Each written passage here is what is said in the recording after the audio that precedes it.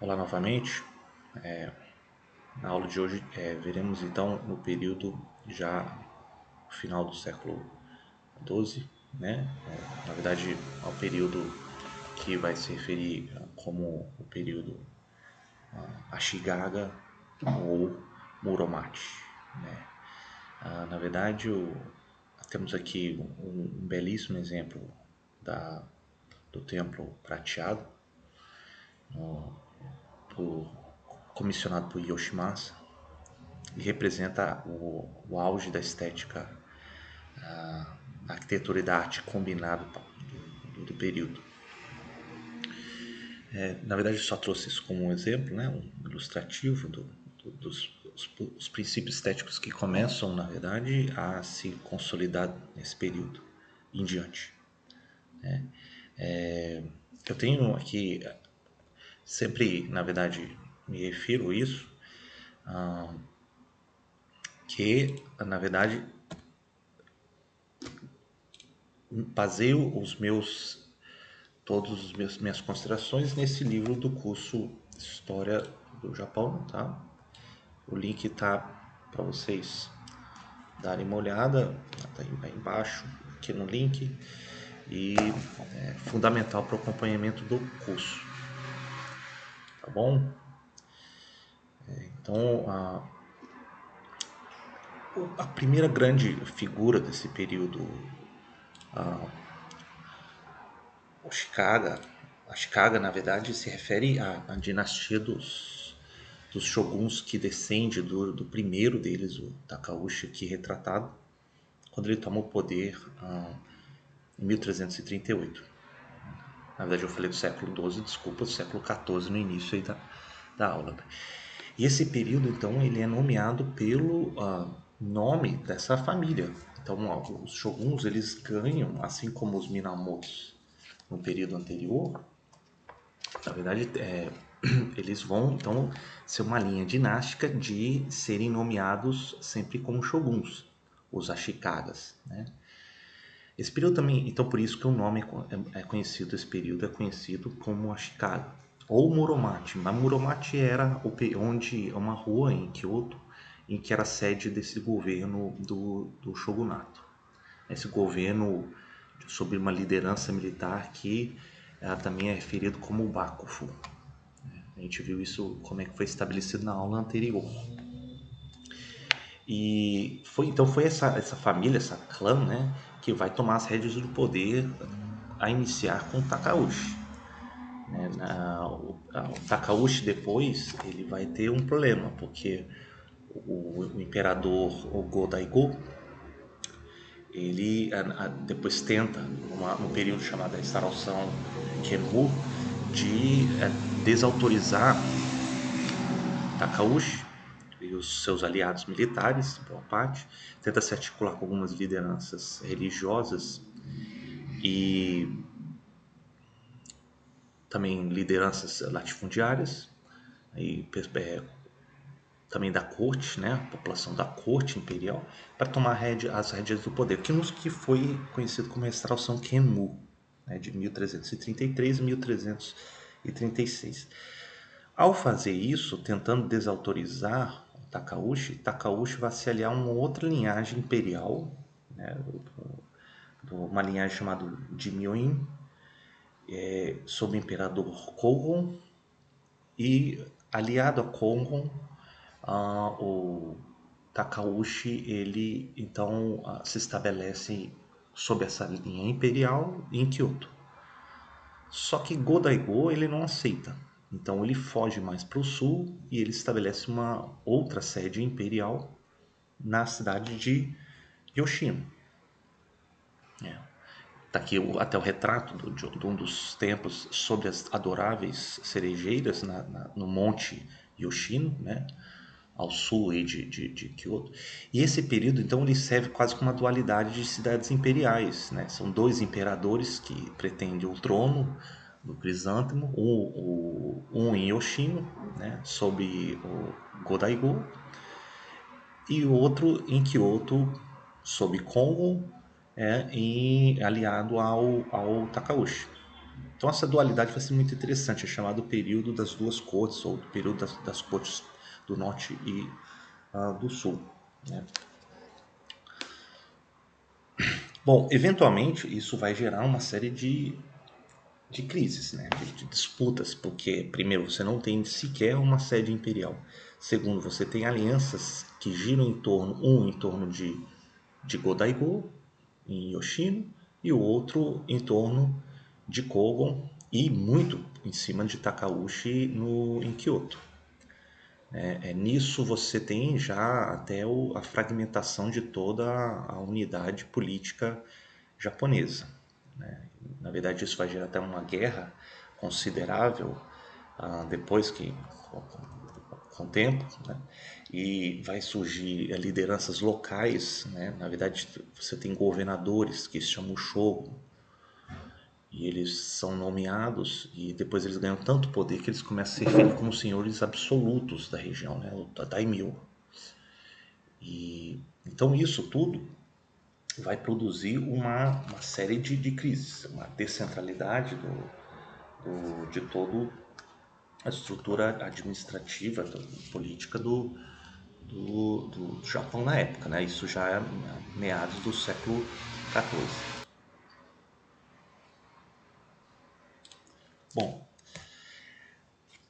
eventualmente essa resistência de uma aliança em torno de uma outra corte estabelecida em Oshino vai perdurar até o final do século XIV, precisamente 1392, quando aí o terceiro shogun dos Ashigaga, o Yoshimitsu, ele vai negociar com lideranças em Yoshino, né, e vai unificar as duas cortes novamente. Então, novamente, a família imperial ela se estabelece e a cidade imperial novamente gira apenas em torno de Kyoto.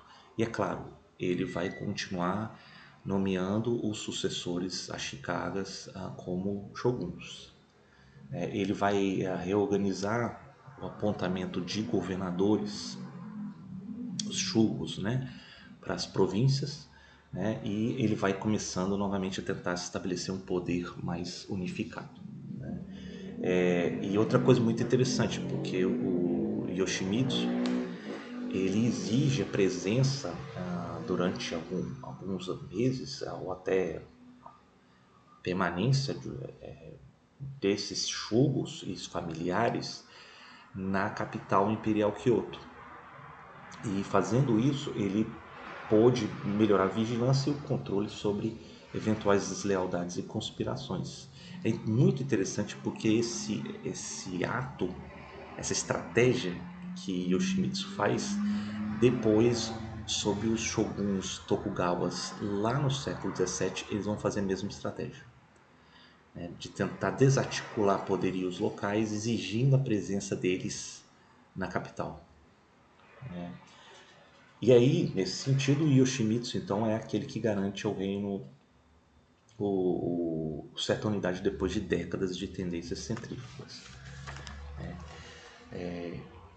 O interessante também é que Yoshimitsu ele se preocupa com o comércio internacional, com a corte chinesa, com os coreanos, que até então era dominado praticamente por ilegalidade dos piratas chamados wakos. E envia uma representação para o Império Chinês e o Império Chinês confere o título dele como rei do Japão. O que é uma coisa problemática, porque enviando uma delegação e o Império Chinês ele apenas aceita o envio de delegações como uma forma tributária, né? Então ele reconhece, então, portanto, simbolicamente, de que ele era tributário ao Império Chinês, o trono do céu.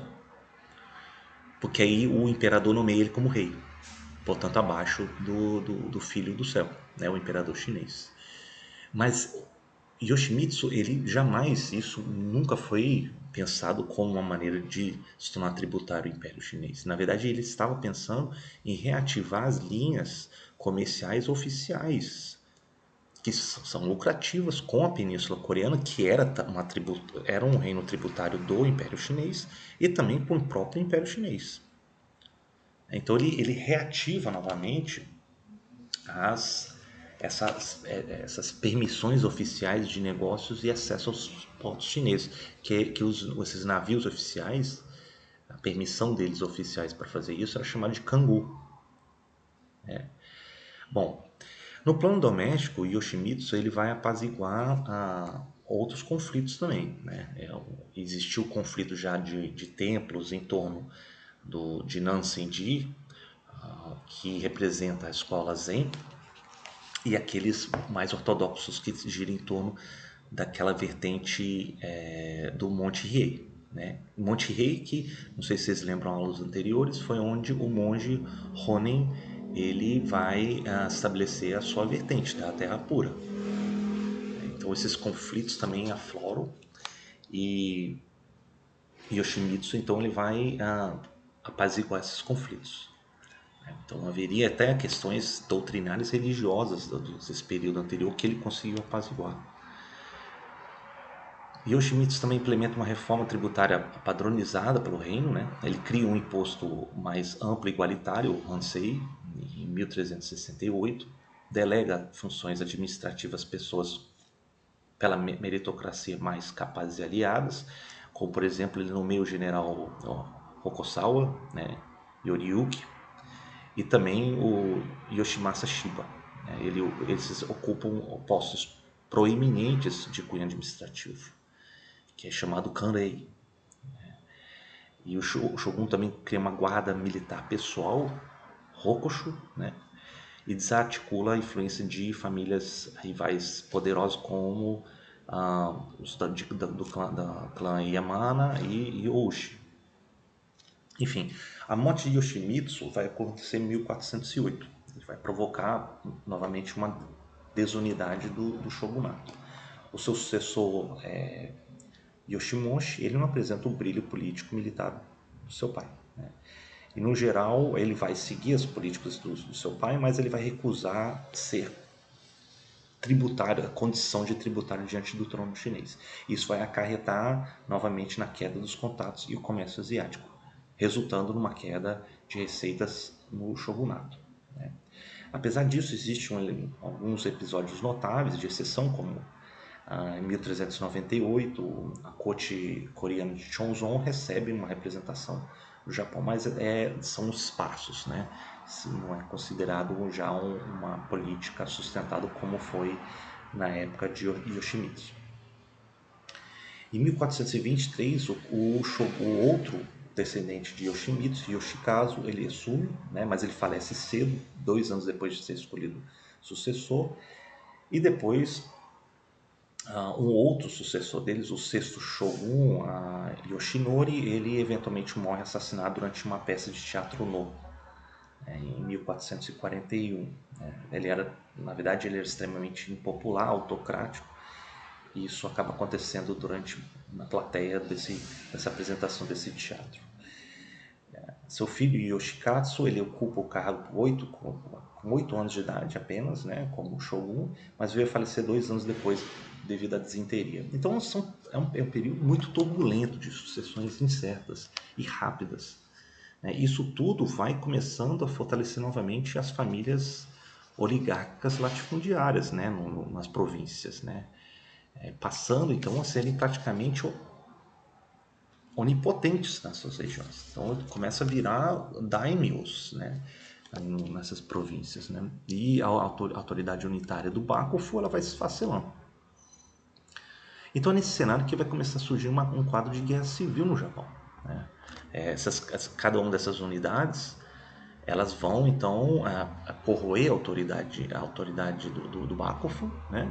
E alianças eram feitas e desfeitas, né? De acordo com os interesses das províncias. Né? Então é uma guerra civil que começa a se estender. Então, de 1467 a 1477, 10 anos foi uma guerra civil generalizada no Japão, que é chamado Onin no Ran, né? A Guerra de Oni. Então, nisso fortalece os governos dos daimyos locais, que militariza cada vez mais a lealdade de servidores guerreiros diante desses senhores latifundiários, né? Então é um período que começa a ascender e fortalecer essas castas militares dos samurais, né? Da extrema lealdade a eles, né? A disputa principal ficava principalmente duas grandes famílias, né? Como os Rokuzawas e os Yamanas, né? E eles vão disputar a função administrativa máxima do Kanrei, né? Mas o shogunato ele não tinha sequer condições de impor sua autoridade. Então, eventualmente, os conflitos ela vai se espalhar pela região, atinge também, inclusive, a região de Kanto, né?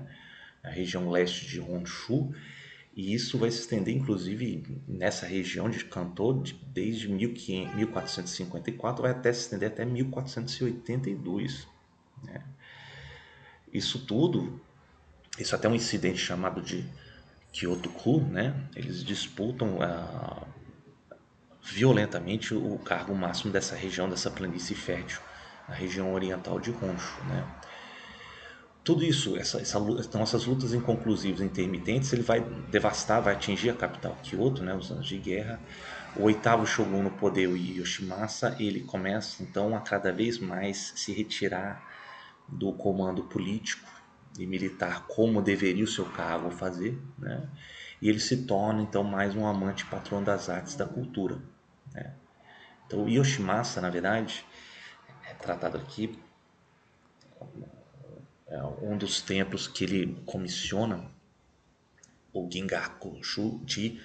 O Gingaku-ji, na verdade, ele representa quase que o auge da estética desse período. Ele que comissiona, diante do período de corrosão política e militar, né? E na verdade, então, o Yoshimasa ele representa a sublimação das energias que tinha, né, para os projetos de construção e de projetos estéticos, né? Então, por exemplo, o Ginkakuji, o Pavilhão de Prata, foi inaugurado em 1490, né, em Kyoto, e ele se torna o símbolo máximo do florescente talento artístico da escola que se chama de Higatiyama.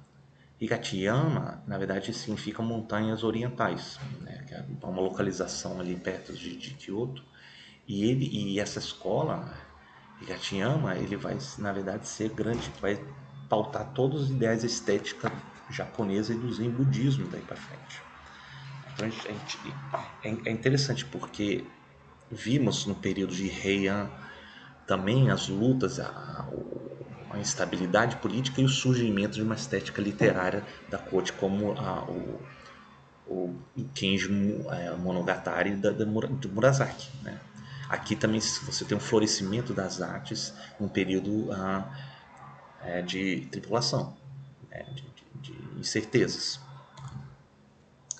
E, por exemplo, todos a proposta dessa escola, ela vai começar a propor, baseados nos princípios da sobriedade, da simplicidade, do que advém do Zen budismo, ele começa a se estender para todos os aspectos da vida, né? Os padrões culturais são atingidos em várias áreas. Então, há uma codificação, por exemplo, da cerimônia do chá, a extrema valorização no momento e a concentração, que hoje, inclusive, está na moda, o que se fala que é o mindfulness, né, que vem do Zen budismo. Isso é muito manifestado na cerimônia do chá, né? Como aqui tem um retrato já posterior da cerimônia do chá. Os princípios da elegância, da serenidade, conhecido como sabe, também a contenção e a aceitação da impermanência do transitório, com esse princípio conjunto se conhece como Wabi-Sabi. Isso tudo vai começar a permear a estética japonesa no século XV. Na verdade, e você vê, aqui uma manifestação da Ikebana, né, da simplicidade elegante, sóbria, não excessiva. Temos também propostas até na arquitetura, como a disposição e decoração de ambientes, no uso do tatame minimalista. Temos o uso de portas deslizantes, o shoshi. Temos prateleiras escalonadas e alcovas nas paredes para exibição de obras, né? Todo esse princípio chamado tokonoma. O estilo vai codificar condutas e padrões, como eu falei, a própria cerimônia do chá, o teatro no, aqui uma ilustração em que o no é um teatro muito valorizado pela corte, né? E o no, na verdade, ele vai refletir essencialmente quase como uma tragédia homérica, a questão do destino dos deuses e dos homens, né? Da humanidade diante do seu destino e dos deuses. Então tem um apelo universal, tal como as obras de Homero, universal acerca do destino humano. Outras manifestações também desse princípio do wabi-sabi vai atingir o cultivo de jardins. A gente viu como os jardins do Gingakuchi, né? E também até a composição de versos poéticos, que era o Renga, né? Então tudo isso vai compor no seu conjunto o Japão já no período de meados do final do século XV em diante. Então, tudo isso acredito que depois vai consolidando-se, depois vai produzir uma série de crises que já no período posterior, que a gente vai ver na próxima aula, veremos então um período já de 1467 em diante, vai surgir uma outra ordem, período chamado Sengoku, né? E depois surgirá uma ordem aí frágil, que depois vai desandar para outras crises posteriormente. Somente no início do século XVII, né, vai surgir então uma ordem mais consolidada em cima de uma outra família de shoguns, que vai ser os Tokugawas. Mas até lá ainda temos um período longo de crises, de questionamentos, mas que isso não é menos importante, porque em termos culturais, em termos estéticos, isso foi fundamental para estabelecer padrões culturais e estéticos aí para o Japão nos séculos posteriores. Então na próxima aula a gente vai ver no período Sengoku em diante, e acompanhem as aulas. E vejo vocês na próxima aula. Obrigado.